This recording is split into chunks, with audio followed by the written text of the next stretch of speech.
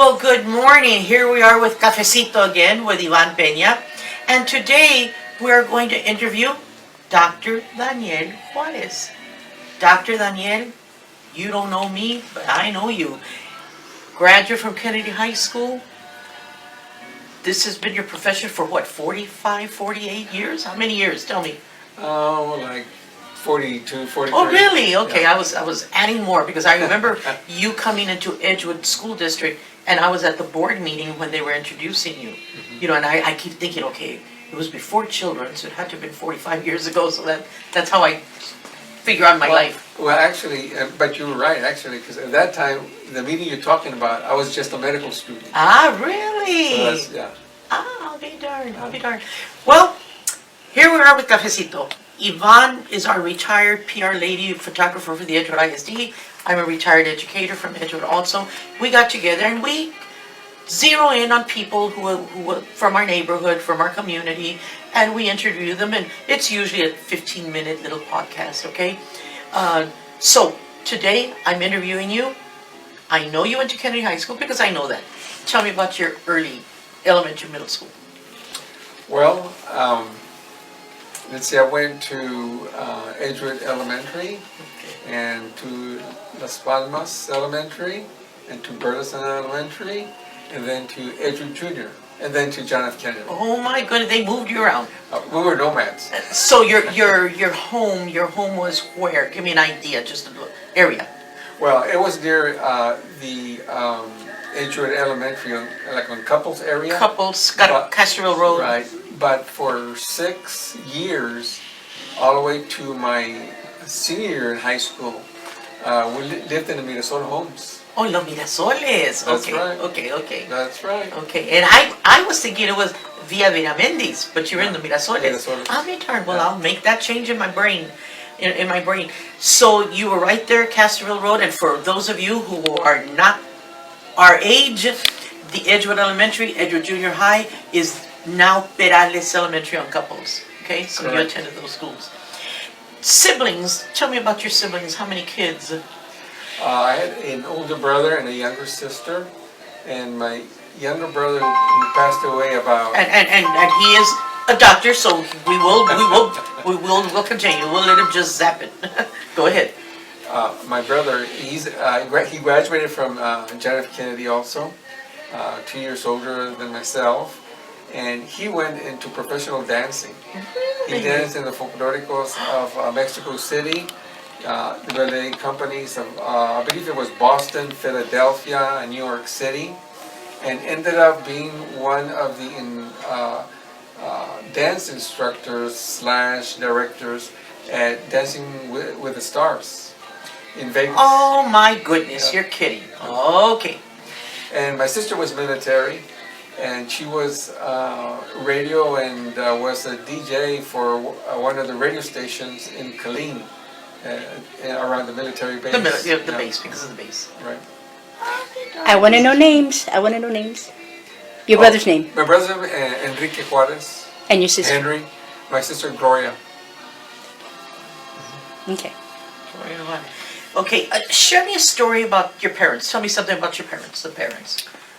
My father was a cook, chef, and he, when we, even prior to our elementary school years, would go and be the chef for the braceros in I Arizona know exactly.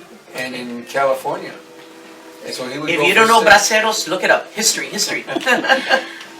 And so he would work 6 months there in those fields as the cook, and then come back for 6 months. So he was away for half of the year, every year, for 6 to 8 years he did that. And so that was my dad. He was born in Floresville. And my mom was she was a hard worker, one of the hardest workers. She was a housewife. Yeah, of course. That's a tough job. Yeah, she is. But one thing that she was sure of is that we were going to go to school with clean clothes, even though we may have had holes in our socks or pants, whatever, but they were clean, and she was going to make sure that we would go to school and that we would get up for school. she would make sure. I tell people my years that I taught in Edgewood, we would do home visits back then in the early 70s, middle 70s. I said, and I would park my car, and as I approached the house, I could smell the pine. I said, that's the beauty of my neighborhood. El barrio, that's the beauty of it. Yeah. Well, my specialized field is gifted education, so I'm going to speak to you as if you were a gifted child. Did you know you were bright, or did you give people trouble? Both. Because that is a gifted child. They give you trouble. Tell me what you did. That's dangerous, right? Very, very, yeah. Yeah. And it's the level of the intelligence Uh-huh. that causes big problems to teachers. Yeah. Tell me about you. Well, how about I tell you just the good stuff? Okay, tell me the good stuff. You'll get me in trouble. I was always interested in education, in learning. Always was, and I knew growing up, my elementary school and junior high, that I wanted to be like a businessman, do something other than labor. So I had that in mind, and I knew that it was going to take a lot of work, and especially the schools that we came from. When you compare those schools to the other schools in the nation, we always have to work extra hard to be able to achieve those levels that are necessary. I know that. At what point did you realize, internal medicine, that's what I'll go into? At what point? Well, even before that, as a senior in high school, I had decided that I wanted to become a doctor. Okay. Because I wanted to basically help people, and I like dealing with people type thing. So I studied the process of going to medical school and becoming a doctor. And so I followed that process, and I had tunnel vision. Nothing else mattered except God and my family. But I just had tunnel vision, and I put everything else aside. So when I got to medical school and I had to decide what to do, we rotate through all the specialties. For example, surgery, ophthalmology, oncology, cancer. We rotate through those. And as we went through those, I liked each and every one of them. So it was very difficult to decide which one. But then I started a process of elimination. And I ended up with internal medicine, which is the diagnosis and treatment of adult diseases and condition, and that's what internal medicine is. And so I decided that I wanted to do that. Internal medicine, it's kind of like the field where if some other doctors don't know what to conclude with the conditions or diseases that a patient has, they're puzzled, they'll send them to us. We're supposed to be the thinking doctors in internal medicine. Yeah. I ask you that question because about 19, 20 years ago, I met a young man, very young man, graduate from Memorial High School, who earned an all-paid scholarship to Dartmouth up in New Hampshire. And he struggled with the fact that his parents would say, "Está muy lejos, hijo, ni sabemos para dónde vas. Where are you going? We've never been there. You're going to be so far." Did you have any kind of a struggle like that? Because I know you ended up in Nebraska, right? Nebraska and Michigan. And Michigan. Okay. Both, Okay. yes. Okay. But I did my undergraduate, my college years at Texas Lutheran. Okay. So you okay. So again, studying the process, and that's why it's important for students that want to go into their profession that they do study the process as to how do you become a professional type thing.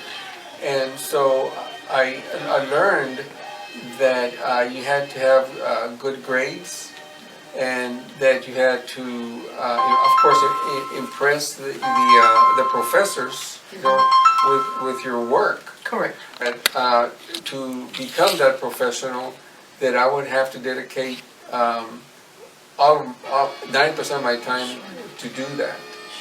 And so I knew that Texas Lutheran had a very good science department. So I said, okay, it has a very good science department, great. It's a small school, they pay more attention to you, great. And you're near home. It's Yeah. 30 miles Correct, away. of course, yeah. And I would stay in the So, dormitory. yeah, yeah. So yeah, and it was important that culture, that family, you know, the influence, you know. So I didn't want to let go of that. So that's why I stayed. But when it came to medical school, I went to Creighton in Omaha, and it was one of the top universities for family practice. Okay. And I wanted to go into family practice back then, so I chose Creighton to do that. Perfect match for you. Right, even though that it was quite a bit of a distance, but Because I remember talking to, he became Dr. Andres, our little memorial kid from that went up to New Hampshire. And he said, you know, Miss Herrera, I just miss the food, and I miss speaking in Spanish, and it's too cold, and there's snow. So, Yeah. you know, for a young kid from San Antonio, right, big culture shock. absolutely, So you went through that, you experienced that. I sure did. Yeah, and then I remember a young lady telling me that on Edgewood she was a runner, and she ended up in University of Missouri State. And she says that she recalls getting onto a taxi cab and her parents at the door crying, telling her not to leave.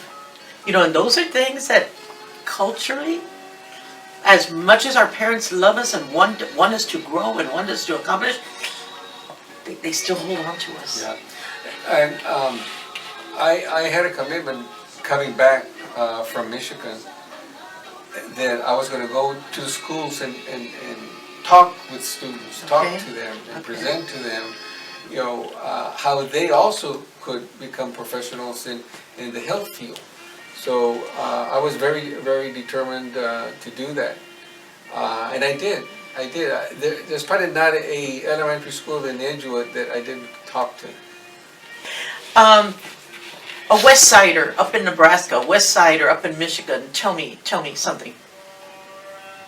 Well, actually, I really didn't have that much time Really? to get involved in, yeah, because it's very rigorous. A medical preparation to become a physician, it's very rigorous, and it takes a lot of time. And for those that are interested in becoming physicians, the information and material, it's not difficult. It's just a lot. It's just, yeah. It's a ton. Yeah.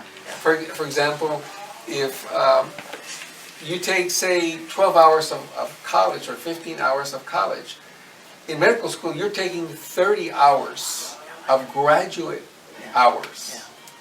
So it's you know, it takes The quantity and the depth of it. You're dealing with lives, humanity, Yeah, people's lives. right. You know, I remember because I tell you, you're a musician. Tell me about your musician days or your musical talents. Well, I play guitar and bass, Okay. and I learned guitar from a family of 21, in which there were like 11 boys, and they all knew how to play guitar. So, guess what? You picked it So I up. picked it up and whatnot, and went on to learn playing bass, reading the bass clef, you know, type thing, and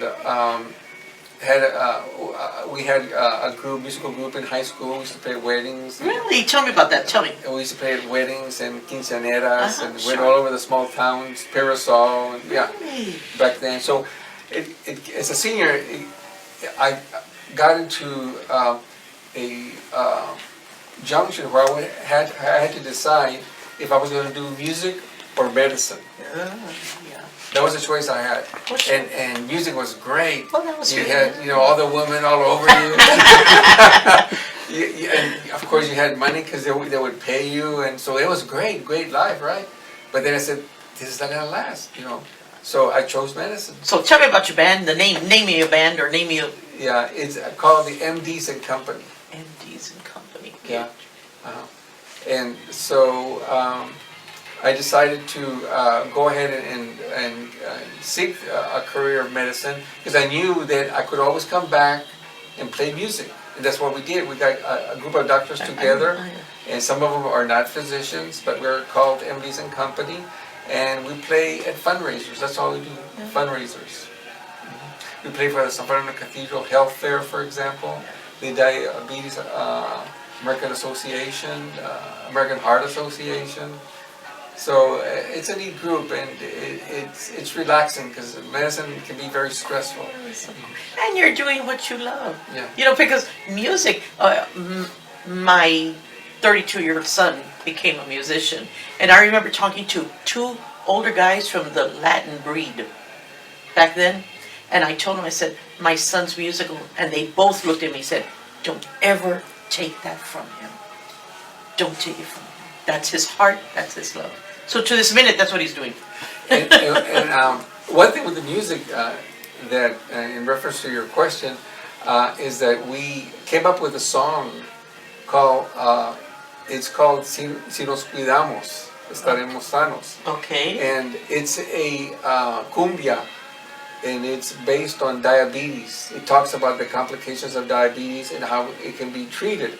But it's a cumbia, and it's called El Chupavidas, because this monster that represents diabetes will rob you of your organs and your life, and it's to take off a chupacabra. So we call it Chupavidas. Okay, and I'm going to stop you there because Yvonne, at the very end, when we're done here, she's going to show you the poster that I'm looking at, El Chupavidas, te roba de los riñones, los ojos, el corazón.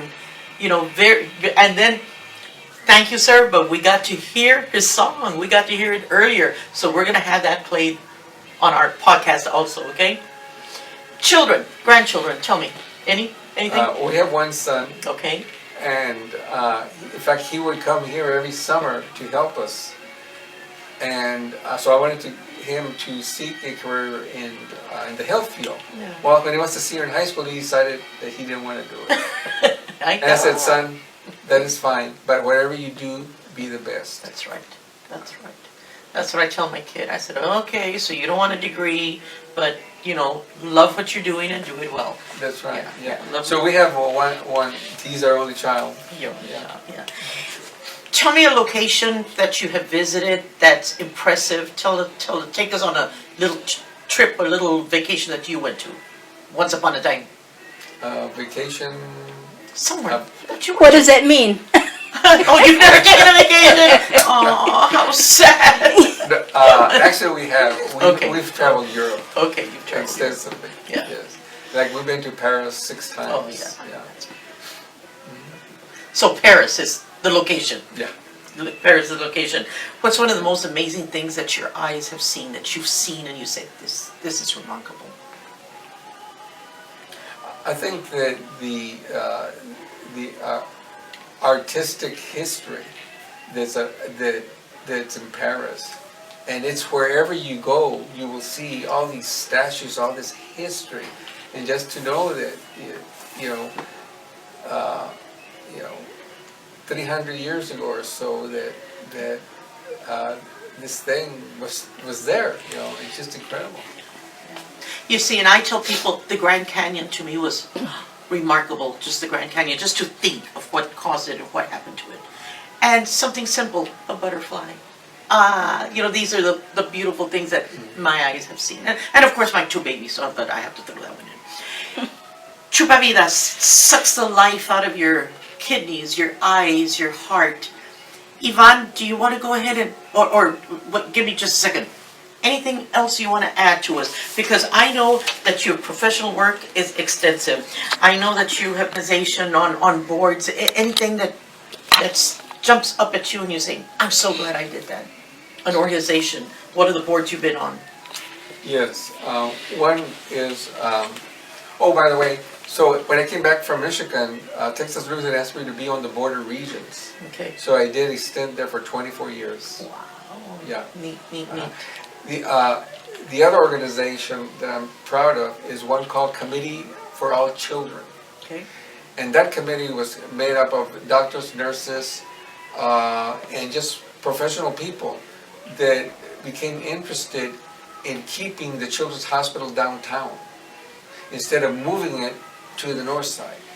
Why? Because in the 60s, when the OBGYN department moved away, those premises were never kept to the downtown area.